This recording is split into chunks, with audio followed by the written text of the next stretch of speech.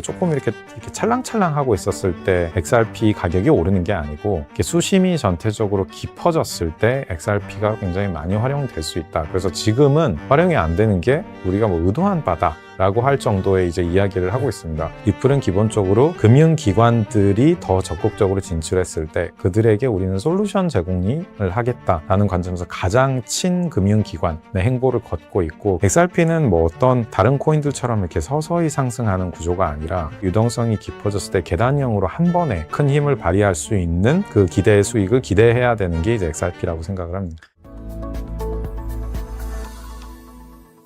자, 그러면 3부 한번 이어서 해보겠습니다.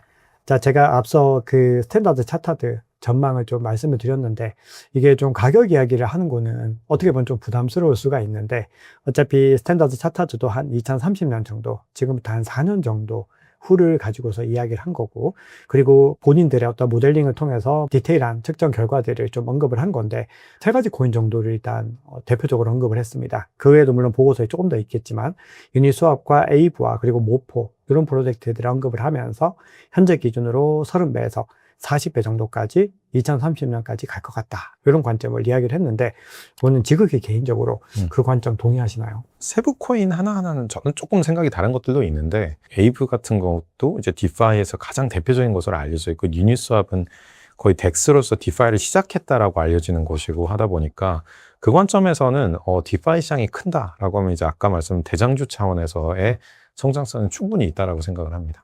그럼 최근에 또 스탠다드 차트드가 에이브뿐만이 아니라 모포에 대해서도 따로 이렇게 또 설명을 좀 해놓고 있는데, 최근에 활성 대출 규모 보니까 예전에는 에이브랑 차이가 상당히 많이 났는데 이 모포가 좀 많이 또 올라온 것들을 볼 수 있는데, 개인적으로 이 프로젝트 어떻게 보시나요? 저도 그냥 귀납법적으로만 좀 말씀드리면, 요즘 기관들이랑 얘기했을 때 이름을 정말 많이 들었어요. 그래서 기관들이 얘기했을 때 우리 모포 어떻습니까? 라는 질문들을 되게 많이 하고 있고, 근데 이제 그럴 수도 있죠. 그 질문을 하는 게 아베는 이미 알고 있으니까 안 물어보는 걸 수도 있겠지만은 비교가 많이 되는 것 같고, 그 특성화된 차이 중에 그런 것도 있어요. 그 에이브 같은 경우는 워낙 그 부분에서 거의 초기에 1등 프로젝트다 보니까 생각보다 지금 리테일 희석이 되게 많이 되어 있는 부분들이 있고 한데, 이제 몰포는 이제 조금 더 이제 후발로 시작이 되고 하면서 더 기관 특화된 방향을 어떻게 움직이는지가 다를 것 같습니다. 그래서 그런 측면에서 모포가 되게 주목을 받고 있는 건 사실이고, 그러니까 뭐 기납법적으로도 많은 곳들이 이야기가 나오고 검토가 되고 있다라는 거는 일부분은 무조건 채택을 하게 될 거기 때문에, 그 측면에서는 확실히 좀 최근에 성장성을 좀 기대해 볼 수 있다고 생각합니다. 제가 요즘에 이제 차트들을 좀 보면 사실 에이브, 유니스왑 이런 코인들이 전망이 굉장히 좋지만, 그 펀더멘털도 굉장히 뛰어나지만 가격이 워낙에 좀 안 좋은 모습들을 보이고 있는데, 하이퍼리퀴드라든지 모포 같은 코인들은 여전히 추세 자체도 살아있는 게 뭔가 좀 다른 요인으로 상승 동력을 좀 얻고 있구나, 이런 생각들을 하게 되거든요. 근데 에이브 같은 경우도 어떻게 보면 이 모포와 구조 자체가 거의 비슷하다라고 볼 수 있는데, 상대적으로 좀 약세인 이유는 최근에 어떤 뭔가 불확실성이 높아진 그런 요인들이 작용을 한 걸까요? 아니면 모포가 좀 차별화된 다른 뭐 전략 같은 것들이 좀 있는 걸까요? 나온 것들은 있는데 사실 엄청 큰 차이가 있다라고 보지는 않고요. 근데 이제 에이브 같은 경우에는 최근에 몇 달 전이지만 한번 이슈가 있었습니다. 크게 있었죠. 그러다 보니까 이제 기관들은 이슈 있었던 거에 대한 리스크에 대한 회피가 워낙 강하기 때문에 또 그 부분에 대한 이야기를 하는 것도 있고, 초창기 디파이 프로젝트들일수록 좀 다른 요소가 뭐냐 하면은 좀 철학적인 부분에서 탈중앙성에 대한 커뮤니티의 강요나 커뮤니티의 그 성원이 되게 강합니다. 근데 탈중앙성이 꼭 나쁘다라고 볼 수는 없지만, 기관들은 집중해서 같이 그냥 일을 하고 싶은 입장에서 너무 많은 목소리가 있고 너무 많은 변수들이 있는 것들을 선호하지는 않을 거거든요. 이제 그런 관점에서 상대적으로 모포가 훨씬 더 좋은 포지션을 가지고 가고 있어서 최근에 그런 좀 성장 전략적을 보이고 가는 게 아닌가라고 생각을 합니다. 굉장히 좀 공감할 수밖에 없는 말씀이고, 어떻게 보면 이제 기관들은 XRP를 또 선호할 수 있는 요인들도 약간 그런 요인들이 맞습니다. 작용을 할 수 있다고 생각을 합니다. 자, 그래서 좀 자연스럽게 XRP를 한번 연결해 보면은 이 두 가지를 조금 나눠서 질문을 드려야 될 것 같습니다. 리플과 XRP가 조금 이제 질문이 구분될 필요가 있다고 생각을 하는데, 우선 회사 차원에서 리플랩스가 지금 가고 있는 방향성들 어떻게 보시나요? 저는 가장 명확하게 구분을 가고 있기 때문에 그 가장 명확하게 기관 지향성을 가고 있다라고 생각을 합니다. 그래서 제가 이전 방송에서도 제가 그 1부에선가 2부에선가 말씀을 드렸던 것처럼 모든 곳들은 다 있어요. 그래서 이더리움 같은 경우에도 그 뭐 EF 인스티튜션이라고 해서 이더리움 파운데이션 기관향이라는 조직이 있습니다. 네. 그러니까 이더리움 내에서도 그렇게 일부 부분 조직이지만 기관을 담당하는 것들이 있고 솔라나에서도 마찬가지로 있는데 조금 더 강하게 되어 있고 한데 리플은 우리가 리플과 XRP를 구분을 한 것처럼 아주 훨씬 더 명확하게 해놨어요. 그래서 리플은 기관향 솔루션을 만들고 제공하는 곳이다. XRP는 거기에 쓰이는 토큰이다. 이걸 구분해놓고 간다는 것은 어떻게 보면 지금 우리는 이더리움은 하나로 보이지만은 이더리움 기관 재단이 별도로 존재하는 게 강조가 되는 것처럼 리플은 이제 그 부분을 훨씬 더 세게 잡고 간 거고 클래리티 법안에서도 리플이 왜 더 오히려 뭐 골드만삭스나 기존 은행들의 보이스를 많이 냈냐라는 것도 마찬가지로 이해관계가 묶여 있어서 그렇습니다. 리플은 솔루션을 금융기관에 제공을 직접 해줘야 되는데 클라이언트거든요. 그렇죠. 근데 클라이언트들과 반대 목소리를 시장에서 내기는 쉽지 않은 상황이다 보니까 리플은 기본적으로 금융기관들이 더 적극적으로 진출했을 때 그들에게 우리는 솔루션 제공을 하겠다라는 관점에서 가장 친금융기관의 행보를 걷고 있고 그 관점에서는 금융기관이 더 자기중심적으로 간다라고 했었을 때 가장 가까워 보이는 체인이나 생태계는 아마도 리플일 거다라고 생각을 합니다. 그럼 진짜 리플은 본인이 가고자 하는 방향을 점점 더 확고하게 네. 만들어가고 있는 상황이고 그러다 보니까 이제 많은 투자자들이 리플이 성장하는 것들은 좀 인정할 수 있고 뭔가 사업을 잘 해나가고 있는 것 같은데 XRP 가격은 앞서 우리가 언급했던 이더리움 솔라나보다도 더 하방 압력을 받고 있다 보니까 이 XRP는 어떻게 되는 건가 이런 의구심이 있는데 일단 XRP 전망은 어떻게 보시나요? 네, XRP가 아직 풀지 못하고 그러니까 풀 기미가 아직 안 보였던 문제 자체가 이제 결국 코인 연관성 어떻게 가져가냐에 맞습니다. 대한 부분인데 그건 이제 그 리플 재단에서도 그러니까 XRP 쪽에서 계속 나오는 얘기예요. 그게 우리는 조금 이렇게 찰랑찰랑 하고 있었을 때 XRP 가격이 오르는 게 아니고 이렇게 수심이 전체적으로 깊어졌을 때 XRP가 굉장히 많이 활용될 수 있다. 그래서 지금은 활용이 안 되는 게 우리가 뭐 의도한 바다라고 할 정도의 이제 이야기를 하고 있습니다. 투자자분들은 싫어하시지만 그렇죠. 이제 그런 관점에서 좀 어떤 얘기냐 하면 그 일본만 보더라도 가장 블록체인을 적극적으로 도입하고 있고 서비싱을 하고 있는 우리가 이제 SBI 이제 금융그룹이라는 데서는 사실 리플이랑 합작 법인을 만들어 가지고 그 일본 엔화 스테이블 코인이라던가 아니면 국경 간 결제나 뭐 이런 부분을 모든 거를 리플로 하겠다라고 할 정도로 밀고 있는 상황입니다. 근데 일본은 우리 이웃 나라긴 하지만 사실 전통 경제 규모로는 전 세계 이제 뭐 금융권에서는 완전 이제 상위권에 들어가 있는 국가인데 거기에서 가장 앞서가고 있는 금융기관이 우리는 리플 기반으로 가겠다라고 아주 간결합을 해서 갈 정도로 한 것처럼 그럼 왜 그 리플이 그렇게 되게 됐을까? SBI처럼 혼자서 통제해서 가고 싶은 기업한테 최적의 파트너인 역할인 거죠. 그래서 그 포지션을 잡고 가서 그 가격적인 부분은 그런 것들이 지금 뭐 테스트로 조금씩 되는 정도가 아니라 유의미하게 커졌을 때 한 번에 이제 XRP의 사용성이 확 늘어나면서 가격이 갈 수 있는 부분이 있기 때문에 XRP는 뭐 어떤 다른 코인들처럼 이렇게 서서히 상승하는 구조가 아니라 그때 유동성이 깊어졌을 때 계단형으로 한 번에 이제 큰 힘을 발휘할 수 있는 그 기대의 수익을 기대해야 되는 게 이제 XRP라고 생각을 합니다. 어떻게 보면 장기적으로는 굉장히 희망이 있는 또 메시지시지만 단기적으로는 조금 더 인내의 시간을 좀 견디면서 이 활용성들을 고민해야 되고 결국은 XRP가 성장하려면 리플의 사업이 더 고도화돼서 더 궤도에 올라서 이 파이 자체가 더 깊어져야 된다. 이렇게 해석을 할 수 있겠습니다. 자, 그러면 우리 앞서 SBI 말씀 주셨고 리플이 처음에 이제 등장했을 때는 국제 송금에 특화되어 있는 코인으로서 이야기를 했었는데 지금은 이제 RLUSD가 등장을 하다 보니까 아무래도 또 XRP가 RLUSD 때문에도 또 이 뭔가 역할에 대해서 뭔가 좀 퀘스천 마크가 되는 부분들이 있는데 결국은 같은 맥락일 거라고 생각을 하는데 그럼에도 이 RLUSD와 XRP의 어떤 연관 관계들을 조금 더 디테일하게 짚어보면 어떤 것들이 있을까요? 사실 어느 정도는 상충이 되는 게 맞습니다, 결론적으로. 그래서 RLUSD가 있었을 때는 기본적으로 RLUSD를 쓰는 게 환 리스크에 노출되지 않은 상태에서 가져가기 되게 좋은데 이제 얘기를 하는 것들은 그런 이제 금융기관에 엄청나게 높은 유동성을 가져가야 되는 경우와 그게 아닌 경우들이 구분이 돼 있을 텐데 그런 소액 결제라던가 좀 작은 리퀴디티 유동성을 담당하는 거에서는 그 XRP의 활용성이 충분히 있을 수 있다라는 이야기를 하죠. 그래서 이제 제가 말씀드렸던 것처럼 RLUSD로 충분히 채워지지 않는 사이에 틈틈의 시장들이 채워지는데 그 틈틈에 채워지는 것도 유의미하게 크게 보이려면 리플의 채택이 꽤 커졌었을 때 그 사이에 아비트라지나 이런 것들을 채워줄 수 있는 역할은 XRP가 할 수 있을 거다라는 관점까지 가야지 그 RLUSD의 충돌이 보이지 않고 갈 수 있는 거죠. 그래서 지금 뭐 조금 할 때 보면은 그냥 한 점처럼 겹쳐 있는 것처럼 보이지만은 확대해서 봤더니 이렇게 상호 보완적으로 돼 있구나라는 게 아는데 일단 그때까지 가야지 볼 수 있는 그림일 거라고 생각합니다.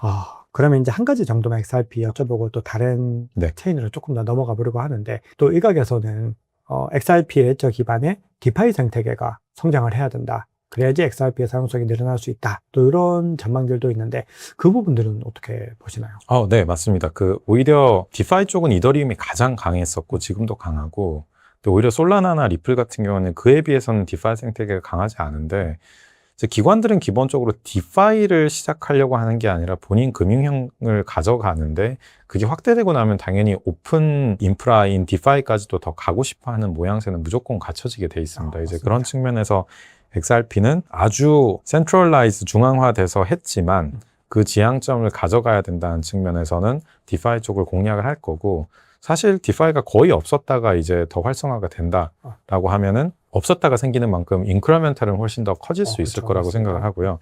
그래서 제가 이제 너무 뭐 억지로 드리는 얘기는 아니고 너무 그 XRP에 좀 우울한 얘기만 드렸던 것 같은데 실제로 제가 이 시장에 이제 오랫동안 있으면서 느꼈던 거는 시장이 꼭 그렇게 펀더멘털만으로 가지는 않습니다. 이제 그런 측면에서 아까 제가 이야기 드렸던 것도 기관 채택함에 있어서 실제로 무슨 진영이 있느냐라고 보면은 이더리움, 솔라나 그리고 리플 진영이 있기 때문에 기관향 시장이 큰다라고 했었을 때 자금의 어떤 베팅은 그 세 군데가 그 펀더멘털과는 그래도 조금 다르게 기대감이 들어가는 자금 경로는 분산이 돼서 가는 것 같습니다. 왜냐하면 제가 드린 펀더멘털 기준으로만 얘기를 했었으면은 리플은 지금까지 가격이 아예 올랐으면 안 됩니다. 맞습니다. 왜냐하면 문제를 풀지 않았기 때문에. 그런데도 계속 성장을 하고 했었던 거는 그 어떤 테마로서 어떤 그 기관 현재의 어떤 시장을 가져갔을 때 이게 가져가면 무조건 무언가를 먹을 수 있는 기대감 그런 것들이 굉장히 강하게 작용을 했던 코인이기 때문에 그런 테마가 강해지고 매크로가 개선될 때 있을 때는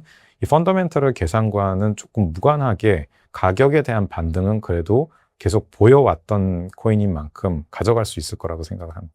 저도 대표님 말씀 너무 동의하고 사실 XRP가 펀더멘털이 오히려 좋아지고 있다고 봐야 되는 거고 과거에 또 2024년도 이때쯤에 한번 크게 올랐던 적이 있는데 그때도 한번 기억해 보면은 이때 이렇게 올랐어야 될 만한 뭐 명확한 이유가 있나라는 것들이 사실 아직까지도 명확하게 풀리지는 않거든요. 그래서 XRP에 대해서 일단 우리가 이야기를 나누고 있는 부분들은 좀 근본적인 이야기들을 좀 드리고 있는 부분들이고 가격에 대한 관점들은 조금 더 이제 약간 별개로 또 두고서 투자를 이어가시면 너무 좋을 것 같고요. 자, 그러면 이제 또 다른 또 요즘에 많이 시장에서 회자되는 코인 중에서 리플을 조금 닮아가려는 느낌들도 있는데 캔톤 어떻게 보시나요? 캔톤은 OUSD 같은 거랑 좀 비슷한 관점으로 볼 수가 있는데 그것도 역시 또 플레이어 2가 등장을 했다라는 관점으로 보고 있고 거기에 조인하는 금융기관들이 점점 많아지고 있어요. 저는 근데 일정 부분은 그런 부분도 분명히 있다라고 생각합니다. 가입을 안 할 이유가 있는가?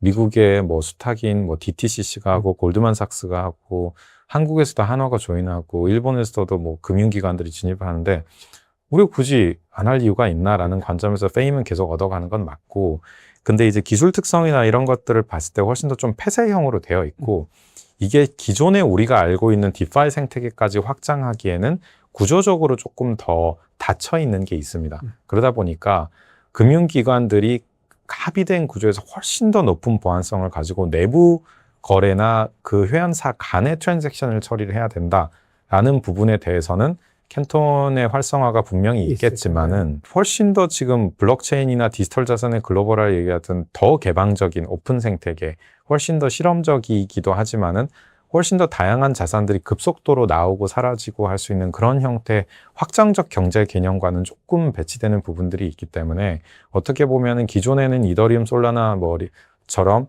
훨씬 더 그런 확장적 위주의 생태계만 있다가 이제 정말 금융기관들이 좀 더 폐쇄적으로 쓸 수 있는 하나의 대안이 제시된 관점에서 근데 그 대안이 많지 않고 좀 혼자 좀 나와서 주목을 받고 있다 보니까 꽤나 가고 있는 것 같고 근데 저는 좀 더 갈 거라고는 생각을 합니다. 왜냐하면 아직 규현서가 그렇게 많지는 않고 계속 확장이 되고 있는 부분이고 점점 더 많아질수록 다른 기관들은 내가 굳이 저기를 왜 안 들어갈까 이유가 없다 보니까 거기서 생기는 어떤 성장이나 이제 전환율들은 계속 있을 거라고 생각을 합니다. 어떻게 보면 기관들도 다른 기관이 하는데 굳이 내가 안 하면 네. 약간 좀 손해보는 것 같기도 맞습니다. 하고 네. 약간 포모도 좀 느껴질 것 같다라고 생각을 합니다.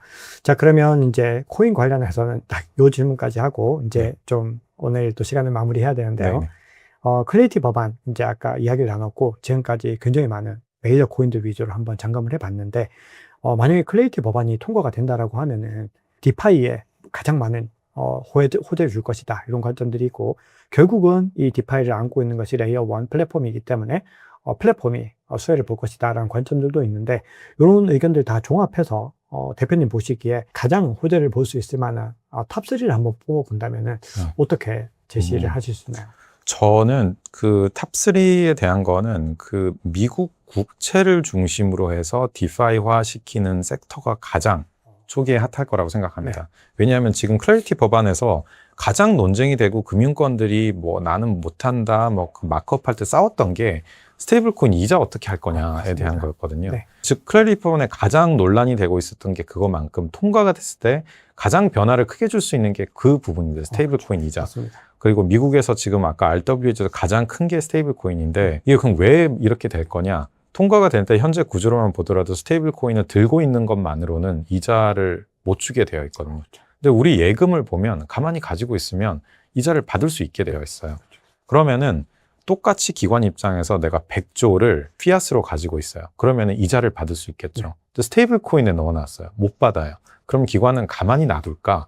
저거를 스테이블 코인 기반의 어떤 운용 상품으로 넣을까 하면 무조건 넣게 되어 있습니다. 그러다 보니까 그게 RW 지금 가장 큰 거고 그 부분이 어쨌든 클래리티 법안이 가만히 있었을 때 이자 허용은 안 하는 구조로 통과가 될 거기 때문에 그렇게 됐을 때 그 큰 자금들은 바로 운용 쪽으로 넘어가고 다른 주식 쪽이나 이런 어떤 것보다도 뭐 탈중앙화된 거래소 이런 것보다도 스테이블 코인의 이자를 명확하게 줄 수 있는 쪽. 그래서 이제 스테이블 코인을 더 많이 발행하게 되는 이제 뭐 온도 같은 것도 주목을 받고 있는 거고 발행 측면에서 그리고 이제 그 발행이 됐으면 야 저희가 진짜 스테이블 코인 저만큼 들고 있는 거 맞아? 가격이 이게 맞아? 라는 측면에서 그 중간 검증 역할을 해주는 게 이제 체인링크 같은 거가 될 거고요. 이제 뭐 그런 측면에서 이제 또 뭐 미국 국채 이자만 떼고 팔 수 있게 된 뭐 라이도라던가 이런 몇 가지 테마들이 있는 것 같습니다. 그래서 저는 디파이 요소들이 통과 6개월, 1년 뒤에는 다른 양상을 띌 수가 있겠지만은 초기에는 가장 쟁점이 됐었던 스테이블 코인 이자와 연관된 디파이 테마들이 가장 주목을 받지 않을까라고 생각하고 있습니다. 온도 파이낸스 말씀을 주셨고 사실 제가 앞서도 온도 파이낸스에 대한 이야기들을 나눴는데 사실 제가 질문 드리려고 적어놨다가 좀 잠깐 까먹었습니다. 네. 온도 파이낸스 어떻게 보고 계신가요? 네, 그 사실 온도 파이낸스가 미국 국채를 이제 토크나이즈 해주는 곳이다 보니까 그 관점에서는 모든 면이 미국 국채를 토크나이즈 준 쪽으로 가고 있죠. 미국 정부에서 당연히 너무 좋아하고 있고 금융기관들도 스테이블 코인을 계속 내려고 하는데 스테이블 코인의 담보물로 가장 사랑받는 게 미국 국채고 맞습니다. 하다 보니까 수요적으로 계속 미국 국채에 대한 토크나이즈는 성장을 할 수밖에 없는 구조인 것 같아요. 그리고 우리가 예전에 이제 2017년, 18년 넘어가면서 한 20년대 초반까지만 하더라도 ICO 시장이 됐을 때는 이런 뭐 투기적 상품이 들어왔을 때는 투기 자산들이 먼저 들어왔는데 지금 기관화된다 했을 때는 어떻게 보면 가장 보수적인 자산 형태들이 먼저 토큰화가 되고 있어요. 엄연히 생각하면 그냥 위험 자산인 주식이 될 것 같은데 가장 보수적인 안정 자산인 US 달러가 되고 있고 그 다음에 뭐 금 얘기가 나오고 있고 하는 것처럼 그래서 그런 관점에서는 미국 국채의 발행 규모는 계속 토큰 쪽으로 많이 넘어올 거고 스테이블 코인에 맞춰서 그 관점에서 그냥 그 게이트웨이 역할을 하고 있는 곳에서는 계속 이제 어떤 소요가 발생을 할 거기 때문에 그 측면에서는 왜 잘 안 될 수 있을까에 대한 질문들을 오히려 좀 던져봐야 되지 않을까 생각합니다. 너무 좋은 질문이세요. 네. 왜 안 돼야 될까? 안 될 이유가 없다라는 그 관점들이 너무 저도 공감이 되고, 네. 그리고 저희가 이제 여러 가지 알트코인 이야기들을 나누면서 사실 저희가 언급한 이 코인들은 대부분 이제 공부할 만한 가치가 있는 코인들이라고 생각을 하고, 그러면 이걸 공부를 할 때 어떤 측면에서 주목을 해야 될지에 대한 부분들을 대표님께서 너무 상세하게 또 친절하게 말씀을 주셨는데요. 자, 그러면 이제 마지막으로 질문 2가지 정도만 드리고 오늘 또 인터뷰를 마무리할 텐데, 저희 시그니처 질문입니다. 만약에 대표님 계좌에 1,000만 원의 용돈이 갑자기 주어졌고 이 돈을 가지고 3년 동안 이제 묵혀둔다라고 했을 때 어떻게 투자하고 싶으신가요? 저는 3년이라고 하면 일단 반은 인프라 쪽 중에서 이제 3대장이라고 했던 뭐 이더리움, 솔라나 그리고 리플 쪽에 좀 분산해서 나올 것 같은데, 분산 비중은 방금 말씀드렸던 이더리움, 뭐 솔라나, 리플 쪽일 것 같고, 이더리움 자체뿐만 아니라 주목받는 L2들이 뭐 베이스나 옵티미즘이나 뭐 아비트리움이나 이 정도까지 포함해서 아마 넣을 것 같고요. 나머지 50% 정도는 우리가 늘 코인 투자할 때는 뭐 너무 안정적인 수익을 기대를 하진 않으니까 그래서 좀 비중을 높여서 50% 정도로 잡고, 거기서는 이제 제가 방금 말씀드린 다양한 디파이 섹터들, 6개월이 아니기 때문에 꼭 스테이블 코인 테마가 아니더라도 디파이 각 영역에서 기관이 채택할 만한 섹터에서 1위를 하고 있는 코인들 위주로 그냥 분산해서 넣을 것 같습니다. 정말 우리 또 코인 투자자들의 신경을 또 잘 말씀 주신 부분들이, 우리가 코인을 투자한다는 거는 안정적인 투자 관점만으로 가기에는 또 제한이 있는 것 같습니다. 그래서 좀 포트폴리오를 잘 배분을 해가지고 안정적인 것과 또 진취적인 것들을 같이 담아야 된다, 부분들 말씀해 주셨습니다. 자, 그러면 지금 2026년 코인 시장을 대표님께서 대서사의 시작이다, 이렇게 정의를 해주셨는데, 지금 이 투자자들은 그럼에도 가격의 압박 때문에 좀 많이 힘드신 상황인데 멘탈을 다잡을 수 있도록 한 말씀 마지막으로 부탁드리겠습니다. 어떻게 해도 위로가 안 될 수 있는 거는 일단 대서사의 시작이기 때문에 그 대서사라는 게 단기를 보지 않아서 단기적인 측면에서 이제 그 유동성을 가지고 움직이시는 분들은 훨씬 더 내가 이걸 진짜 꾸준히 가져갈 수 있을까에 대한 고민을 좀 해보셔야 될 것 같고, 근데 그게 아니라고 하면은 오히려 제일 경계해야 되는 것들은 내가 불안해서 팔고 나갈까에 대한 거를 걱정을 하셔야 된다고 생각합니다.